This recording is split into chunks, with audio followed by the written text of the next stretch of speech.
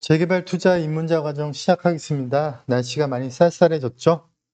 오늘도 재개발 투자를 할 때 어떤 거를 기본적으로 알아야 되는지, 입문자라면 반드시 알아야 될 부분들을 점검해 가도록 하겠습니다.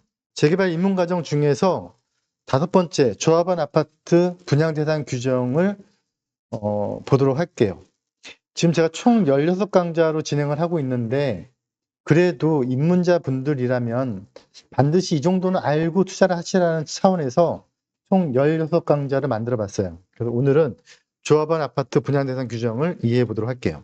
이번에 수업을 통해서 재개발 사업의 조합원이 된다는 것의 의미와, 그리고 아파트를 주는 기준이 어떻게 만들어지는 과정에 있는지, 그리고 분양 대상 기준이 뭔지, 그리고 이거를 볼 때 어떤 서류들을 따져야 될지를 보도록 할 거예요. 그렇게 공부를 해 나가시면 나중에 현장에 가서 중개사들한테 물어볼 때 적어도 뭘 물어봐야 되겠다라는 기본적인 지식은 쌓이게 되겠죠.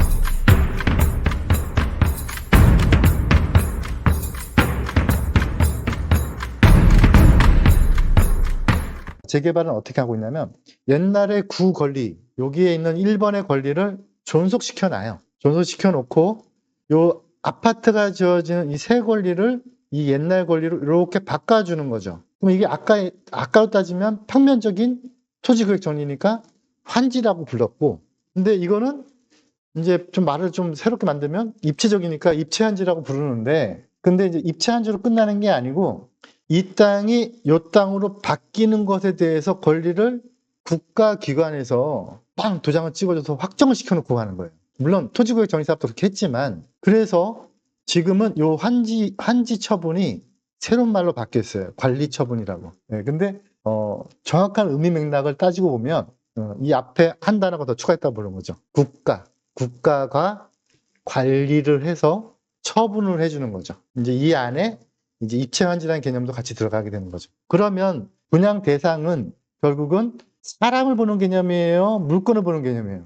물건을 보는 개념이 되는 거죠. 그래서 물건을 볼 때 그 물건을 어떻게 보느냐를 따지게 되는 게 이제 다음 시간에 계속해서 뭐 신축은 안 되고 뭐 날짜가 따지고 이렇게 따지게 되는데, 결국 물건을 보는 건데, 물건을 보는 거지만 결국은 그 물건을 소유한 그 사람을 보는 거이기도 해요. 네, 그래서 일정 부분은 분양 자격도 맞는 표현이 되기도 해요. 여기서 아주 중요한 포인트가 뭐냐면 재개발과 재건축이 다르다는 거예요. 네, 그래서 재개발은 토지 등 소유자라고 부르고 있고요.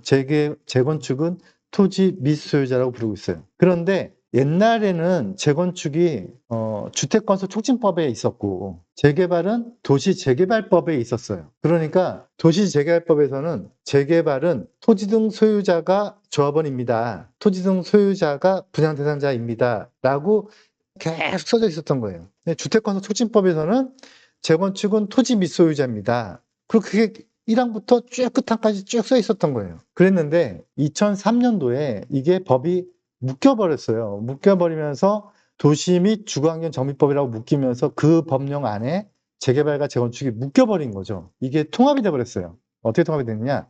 재개발은 토지 등 소유자, 재건축은 토지 및 소유자. 그리고 이 둘을 묶어서 그냥 토지 등 소유자로 하자라고 이제 정의를 내려버렸어요. 그래서 재건축도 토지 등 소유자라고 불러요, 지금은요. 그런데 내막을 들어가 보면 또 구분 지어놨으니까 재건축은 영원히 토지 및 소유자인 거죠. 그러면 토지 등 소유자와 토지 및 소유자는 뭐냐? 토지 등 소유자는 토지를 가지고 있는 사람도 조합원, 건물을 가지고 있는 사람도 조합원, 토지와 건물을 다 가지고 있는 사람도 조합원. 근데 재건축은 토지 및이니까, 및은 앤드니까 토지와 건물을 같이 가지고 있어야 돼요. 그 사람들만 조합원이에요. 아현동에 이렇게 아현 뉴타운이죠. 이렇게 가면요, 여긴 재개발이고요, 여긴 재건축이었어요.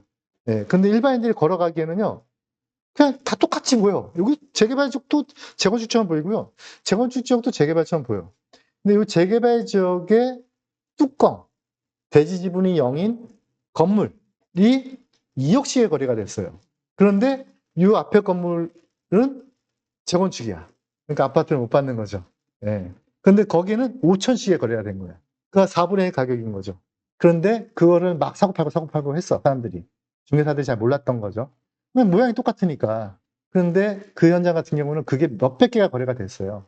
조합에서 아파트 줄 수 있어, 없어요? 못 주죠. 예. 근데 조심하셔라.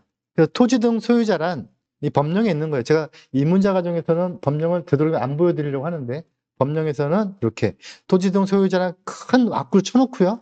그 안에 재개발은 토지 또는 건축물 소유자, 재건축은 건축물 및 그 부속 토지 소유자로 명시를 해놓고 있어요. 이제 내가 어떤 물건을 산다. 그러면 그냥 온전하게 신축 물건 이렇게 단독 이렇게 사면 되겠죠. 그 물건을 딱 사면 되는데, 그 물건을 사는 게 또 2개 중에 1개를 살 수도 있고, 건물과 땅 중에 땅만 살 수도 있고, 그러면 이제 그 권리를 확정시켜야 되거든요. 그 확정시키는 거를 관리처분계획 기준일이라고 불러요. 요거는 나중에 다시 한번 설명을 드릴 건데, 이 관리처분 기준일 현재에 내가 가지고 있는 물건을 가지고 이 물건만 너의 물건이야. 그러면 그 이후의 물건은 그건 인정 안 해. 라고 딱 날짜를 정해주고 있거든요. 그래서 그 관리처분 기준이라는 게 되게 중요하다. 그 관리처분계획 기준일은 사업 시 인가가 나고 나서, 그리고 일정 기간 동안 조합원들한테 이제 너 아파트 몇 평 받을래? 라고 묻거든요. 그 묻는 그 끝나는 날짜가 정해져 있어요. 이거를 분양 신청 기간이라고 부르는데, 이제 재개발로 돼서 내가 아파트를 받으면 분양 계약서 쓰거든요. 그거하고는 상관없고 분양 신청 기간이라는 게 별도로 존재하는데, 법적으로 고시를 하게 돼 있거든요. 그 고시가 끝나는 날이 관리처분계획 기준일이에요. 그래서 그 전에만 내 물건이 딱 존속이 돼야 되고요. 그다음에 재개발 지역의 물건 중에서, 재개발 지역에서 흔하게 있는 일들인데, 국가 땅을 점유하고 있는 경우가 있을 수 있어요. 예, 그 점유하고 있다는 뜻은 뭐냐면, 내가 이렇게 깃밟고 있다는 뜻이 아니고요. 이 건물로 점유하고 있다는 뜻이에요. 아니면 울타리로 점유하고 있다는 뜻. 그렇게 점유하고 있으면 그 점유한 땅도 점유 인정이 돼요. 그래서 점유 인정은, 요거는 지방마다 약간씩 다른데요. 서울을 기준으로 점유 인정은 딱 200제곱미터까지만 인정을 해주고 있어요. 그래서 그 인정이 되면 그 땅을 내가 국가한테 살 수 있어요. 그럼 사면 내 땅이 돼요. 그럼 내 땅이 되는 순간 내 권리가 커지죠. 커지면은 내가 아파트 받을 때 좀 유리하게 되는 거죠. 나중에 분양 대상에 대해서 아주 꼼꼼하게 공부할 건데, 그때 공부할 때 이제 국공유지 위지상 건축물, 국공유지를 깔고 있는 건축물만 사는 경우, 그럼 땅까지도 내가 점유 인정이 돼서 땅도 내가 살 수 있는 게 들어오게 되겠죠. 이런 것들은 이제 나중에 하나하나 공부하게 될 건데, 그때 국가 땅들을 점유한 것들도 있을 수 있다는 걸 입문자분들 알고 계시면 될 것 같아요. 오늘은 이만 마치도록 하겠습니다. 수고하셨습니다.